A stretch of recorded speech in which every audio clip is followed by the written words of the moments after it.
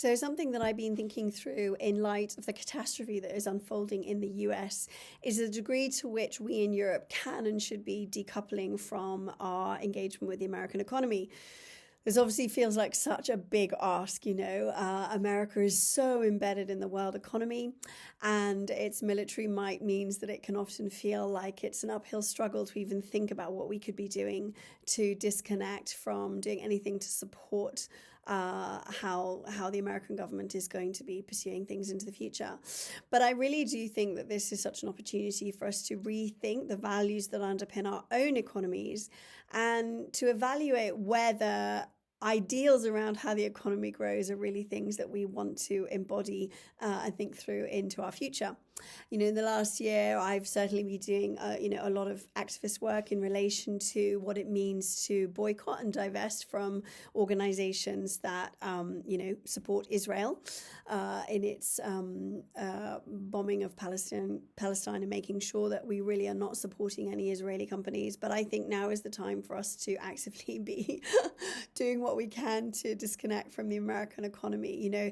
Money is the language that the Americans speak, and that we need to be able to question whether we want to be supporting the American economy to grow any bigger. And that is up to us as individual consumers to be disconnecting as much as we can from the American economy. Of course, this is a huge ask. It's very, very difficult, especially those of us, using technology, which is all of us.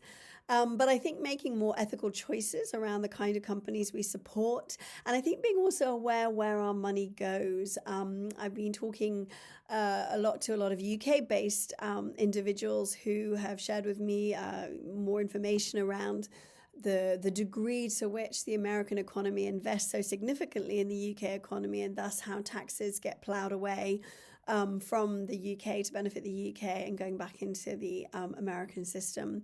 And I think we need to be vigilant as consumers, let alone as governments, as to what we're doing individually to be supporting the American economy at this particular time. I think it's so important that we also think through the nation of economic growth as it is seen by Americans and the toxic values that the American way of doing business has actually done to, threaten to overtake the way we think about this in Europe.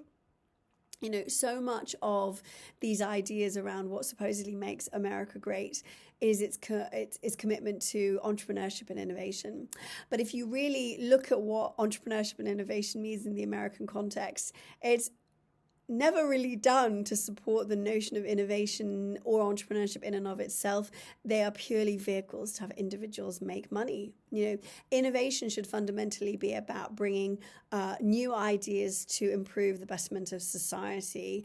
And I think for me, it's difficult to actually see how much of American innovation has done anything more than simply make America rich. So far in the evolution of our world, America's civilization hasn't done anything to actually move mankind forward in terms of a larger questions around humanity. And I think we need to be really, really wise about what we mean when we say that America is brilliant on innovation and entrepreneurship.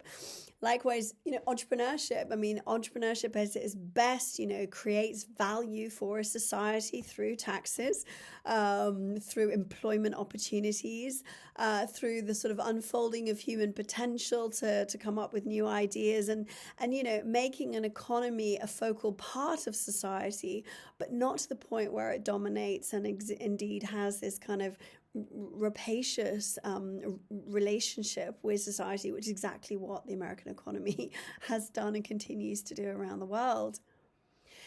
I was talking to somebody recently about the difference between the way that the Americans look at innovation and the way that Europeans look at innovation, and the idea that for Americans, innovation is a value in and of itself. Something is inherently better because it is new.